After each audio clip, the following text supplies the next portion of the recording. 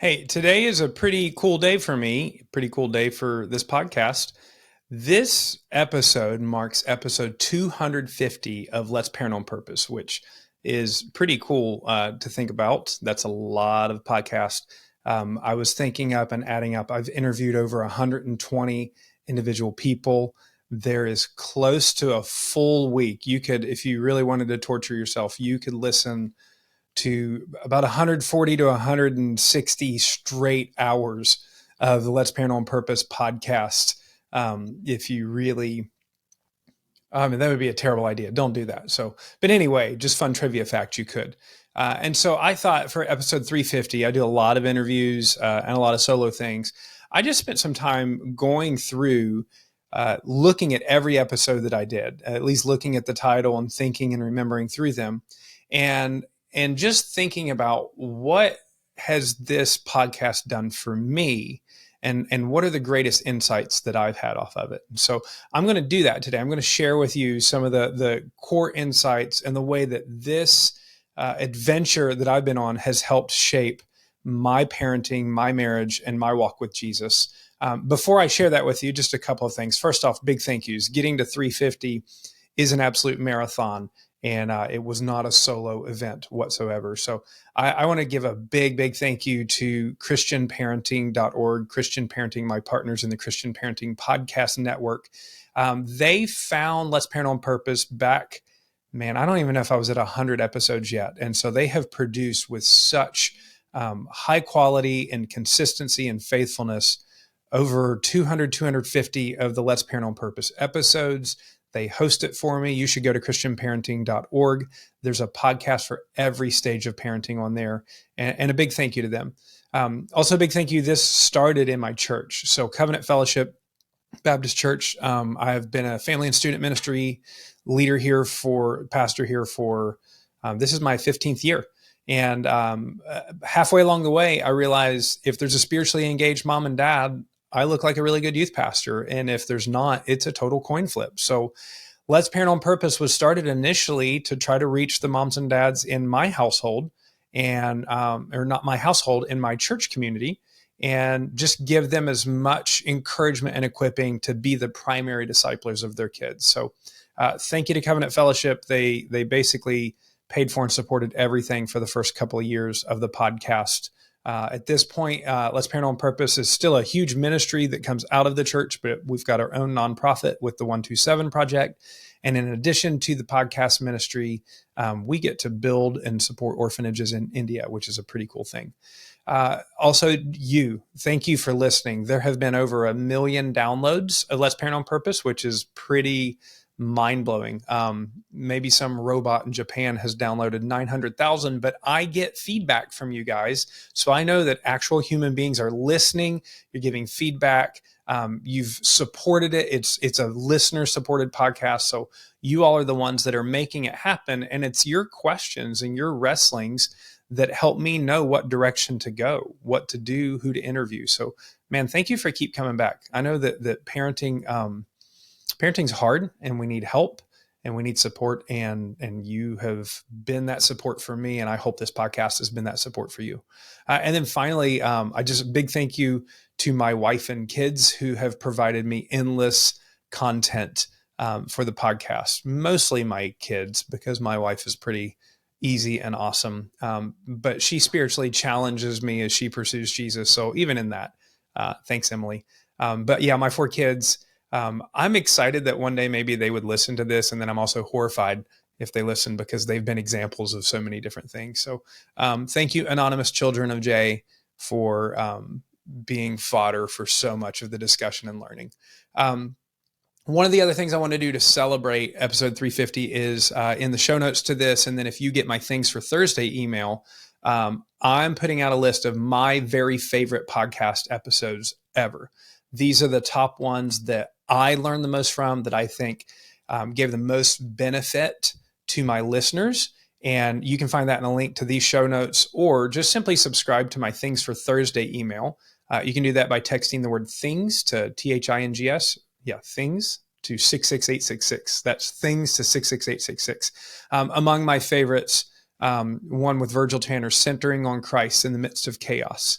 I had Nathan Buchanan, a local Chick-fil-A owner on here, operator, on how Chick-fil-A can teach us a lot about parenting.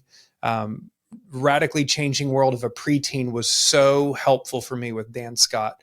Having Louis Giglio on with Putting a Dagger in the Heart of Worry. Jeremy Pryor and his teaching on Your Family as a Team. Sissy Goff with worry and anxiety and emotional vocabulary.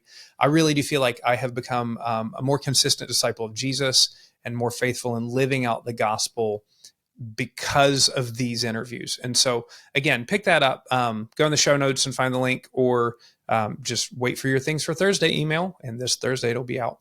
So having said all that, I just want to spend a few minutes today thinking through collectively over all of these interviews that I've done, the solo episodes that I've done, my parenting journey. What can I tell you after 350 podcast episodes? And 1, 2, 3, 4, 5, 6. I'm going to tell you 6 things that really stand out to me. Number one is, and I think it might have been the very first topic I ever did, parenting is a marathon, not a sprint. You got to remember, parenting is a marathon, not a sprint. I was looking, I'm a runner, and by runner, I mean like in quotes runner. I don't actually run. And as time goes on, I've noticed that I don't have a top speed anymore, but I'm starting to notice I don't even have a speed below that. And even if I exert all of that effort, there's still not a speed below that, but I feel like I just ran top speed. But still, I'm a runner. I love to run for therapy. And in my running app, this year, to this point, I've run 160 miles. The most I've ever run in a year is 300 miles. And it's kind of cool if you think about it. 300 miles is close to doing 10 marathons. It's more than doing 10 marathons in a year. But I've never done any of those marathons at one time. I've done them a little bit at a time. But I have learned through this running process that a marathon, a distance running, which I've done half marathons, it's very different than a sprint. And parenting is much more like a marathon. It's a long journey. You have to treat yourself differently than if you're running a sprint. You've got to take care of your body. You've got to fuel yourself. You've got to hydrate. You've got to encourage yourself. You've got to celebrate the little wins along the way. If you're running 13 miles, if you're running 26 miles, then you need to have little goals along the way and little celebrations along the way. It can't just be about the finish line. And I mean, truthfully, with parenting, there is no finish line. 18 is not the finish line. The finish line is when Jesus comes to get us, right? Or we pass away and go to Jesus, or Jesus comes to get us. So just remember, parenting is a marathon, not a sprint. Whatever season you're in right now, it's not going to be like this for very long. And that can be for good and for bad. But I think it's just really important. Don't burn yourself out. Don't think that if you just go all in right now, that's going to fix everything for the whole course of your children. It's just not. So parenting is a marathon, not a sprint. The next thing is your marriage must take precedence over your parenting. Absolutely. I think your marriage is more important than your parenting. And I know that many of our listeners have walked through the tragedy of divorce. I am a child of a mom and dad who both had previous marriages and divorces and got married. I know the Lord redeems a lot of things, and I know the Lord works in many ways. And I also know those of you who have walked through a divorce grieve that and realize that it massively affects your children. If you are in a marriage, you have to invest in your spouse. You cannot think that if we're just going to get through this season and then we'll reinvest in one another. Parenting's a marathon. It's going to take a long time. You have to invest in yourself as you go along. So that's investing in date nights. That's investing in trying to get away with one another. That's investing in being on the same team on a day-to-day basis. Don't letting your little terrorist children get between you and divide one and manipulate the other. You are the team, and your children are invited to be on that team, but you cannot have a child-centered home and have a healthy home. Obviously you want to be Jesus-centered. Obviously it has to be centered around the gospel, but then the primary human relationship needs to be the husband-wife relationship. And if so, the kids settle down and they find their place. But in families where the children become the primary human relationship in the home, The children are unstable. Their appetites are endless. Their pushing for the next thing is endless, and the marriage crumbles, and then they're really, really unstable. So just remember, whatever activities, whatever things your kids think is the next emergency, it's really not. And your marriage has to take precedence. So invest in your personal walk with Jesus, invest in your spouse. Everything you do, invest. You're investing in kind words, you're investing in asking them questions, in making time to be with them. And you want to be with them for far longer than you have children in your household. So your marriage must take precedence over your parenting. Every single counselor, every single therapist that I've had on would say that it cannot be a child-centered home. And that's not a biblical concept either. A child-centered home is not a biblical concept. So even if you are a single parent, work to not be a child-centered home, because you don't want them to become the center of the universe, because that's unhealthy for all of us. The third thing, no single event is going to make or break your children. No single event. So even if you hit a home run, if it was like the greatest thing that they've ever done, I would say aside from them coming to Christ, okay? Coming to Christ will make your children, will save them for eternity and give them the Holy Spirit and give them a whole lot better chance and opportunity to actually thrive, even just on a practical level as a human being. So outside of their salvation, there's not a single event you're going to go through that's going to make them forever or break them forever. As a parent, I have walked through the death of my spouse and raising a single child and remarrying and moving, and then a child who had leukemia and relapsed and had bone marrow transplants. We've gone through having kids in and out of our house from foster care. We've adopted out of foster care. There's been a lot of trauma in our household. And there have been things in our house that at the moment we feel like, oh, this is going to ruin everything forever. But it's amazing. It doesn't. There's stuff to work through. There's garbage that you carry with you, but no single event breaks your children, breaks their household. And even super traumatic things, even assault, the Lord can heal. The Lord can redeem. It doesn't have to be the final story. So back off in thinking that you're going to hit the grand slam in parenting that's going to just solve it forever. But also back off the panic that some decision that you made is irredeemable that the Lord can't use. So no single event's going to make or break your children. My fourth insight I want to share is that one of the biggest threats your children face is your ego. One of the biggest threats that my children face is my ego. I noticed that it started basically when I got my first child. I've never had more ego wrapped up in something than this idea that I'm already an awesome parent. And being the parent of one child, it was really easy in a lot of ways to think that for some time, because I had an easy child. She obeyed pretty well as a little kid. She was not too hard, and she was outnumbered. More parents in the house than children. As time goes on and we got more children, there's a lot of humbling that happens when you realize that some of those things that you thought were incredible parenting just happen to be personality. You just happen to get lucky with that nature that God gave that child. But I think the big threat is your ego. That's you refusing to learn, you refusing to grow, you refusing to repent, you refusing to apologize to your children, you never letting them see that you were wrong, you refusing to ask other people for help. Man, I think past tense, I know I had a bigger ego. I'm sure I still have plenty big of an ego, but I've definitely passed that point of not asking people for help, because I feel like, man, every week I'm in a new situation that's not one that I've experienced, and I've got some of the tools to get by it, but I need more. And so if you will humble yourself, you'll ask the Lord for help, but also you ask people around you for help. Your parenting will go so much further. And additionally, like, your children are threatened by your ego, your need to be right, your need to always be the one that comes out on top, your need to assume that, like, by God's nature, you were already appointed with every bit of knowledge and gift that you have. That is an absolute disaster. And pride comes before a fall. And it might not just be you that fall, it might be your children as well. So I just encourage you, ask the Lord, Lord, will you show me my heart? Will you show me where it's hard? Will you show me where my head is hard?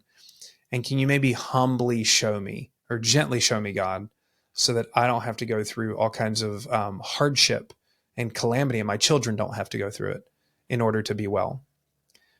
The second to last one, our habit should reflect our heart, but also our habits will shape our heart. So your habits should reflect your heart. If you say that you love Jesus, if you mentally assent that he died and rose for you, if you say you believe that the things of God are more important than the things of this earth, they need to come out in your habits. Your regular, consistent time with the Lord, your regular, consistent time in prayer, your time praying with your children, your generosity in your giving, your showing up to church, not just when it's convenient, but because that's what we do as a family, is we come together with the community of God, and we don't just consume, we participate. We don't just spectate, we serve. Your habits should reflect your heart, but there's good news in that too. You have mental power over your habits. And so sometimes your heart's not there, but if you'll develop the habit, your heart will follow. So it may be like, I don't want to get up and spend time with God. Well, okay, but get up and spend time with God. And if you'll get up and spend time with God, then slowly you'll have a heart change. Your habit change will help you have a heart change. It may be, I just don't know how we could be generous and give. Inflation is high, times are tight. Our kids keep consuming more. And we're in that right now. My children eat more than they ever have. And everything costs more. But if you're like, well, I feel like that we don't have enough as it is. And so you choose to not be generous. I feel like that consumption monster actually devours more. But if you'll choose to be generous and you make generosity a habit, the giving away of your stuff, the giving away of your money, the giving away of your time, that habit will shape your heart where you will become a generous person. And what I've absolutely found in my life is you cannot outgive God. Cannot outgive God. It may not mean that your bank account is bigger next year than it was this year, but it means your life will be richer. And what do you want? Do you want a giant bank account and a miserable life? Or do you want enough to take care of your needs and a rich life? And I hope that's what you want. Your habits should reflect your heart, but also your habits can help shape your heart if your heart isn't quite there yet. And then lastly, and I feel like this is the most important one, and it actually permeates all of the others. And I would just encourage this. And this is something that guest after guest has helped remind me. Keep preaching the gospel to yourself. Keep preaching the gospel to yourself. If your marriage is in trouble, keep preaching the gospel to yourself. If your kids are rebelling or in a hard time, or they're sick, or you don't know what's going to happen, keep preaching the gospel to yourself. If you just had the most successful season of your life and you're in it and the sun's shining and the birds are singing, you need to keep preaching the gospel to yourself. You need to remember that the deepest reality is that God loves you, that Jesus died for you and rose again, and that he is your king and he is your Lord, and that we are built for eternity. And everything, if you're watching on YouTube, you see a bookshelf behind me and a couple other objects, and all of it's going to be gone. There's not one bit of it that's going to be buried with me. There's not one bit of the stuff in this screen here that's going to be in the new heavens and new earth except me. And so why would I lose hope? My hope is not in my accomplishments. My hope is not in my children's accomplishments. My hope is not in any event except the resurrection of Jesus Christ and the return of Jesus Christ. And if you will keep preaching that to yourself, then look, your children may get cancer. Mine have. Your children may rebel. Mine have. You may go through hard times in your marriage. I have. You may go through real series of falling and failing the Lord. And man, I have. But I've got to keep preaching the gospel to myself. I've got to keep reminding me that God loves me, that Jesus died and rose again for me. and that he's coming back for me, and that he is my King and my Lord. He will take my sin and he will separate it as far as the east is from the west. And he will take my heart of stone and he will give me a heart of flesh. And my prayer for you is that you would remember the gospel, that you would submit your heart to the Lord. And if you've never put your faith in Jesus for the first time, man, what a great day. What an incredible thing you could do today. What is stopping you from doing it today? Give your faith to Christ. And if you've already given your life to Christ, you've already given your faith to Christ, preach the gospel to yourself. Before you preach it to your children, before you preach it to your spouse, preach it to yourself. And then let what you say to your kids, what you do with your spouse, be an outflow of what you believe and own and live in your own life. So that's insights after 350. And I imagine if we get to 550 or 750, I don't really think the insights are going to be that much different, because these are the core truths. Parenting's a marathon, not a sprint. Your marriage has got to take precedence over your parenting. Not one single event is going to make or break your parenting or your children. One of the biggest threats that your household faces is your ego. Our habits should reflect our heart, and our habits can also shape our heart. And then most importantly, keep preaching the gospel to yourself. So thank you for listening. Thank you for being here. I hope you're encouraged by it. If you'd like to be a supporter, you can go to letsparentonpurpose.com/support and help us with the 127 project. Bring this out to more and more moms and dads that need it, but also to build orphanages in India, build hope homes in India with all of the excess from the podcast thing. I'm not getting rich off this. All of the support that comes in, I use to pay for the production of the podcast. And then the rest of it, we do stuff for kids in India. My church covers my salary. Thank God for that. So this is a passion and a love gift to Jesus, and we can do it together. So again, thank you. And guess what? Next week, we'll be back with episode 351, and I look forward to talking to you again.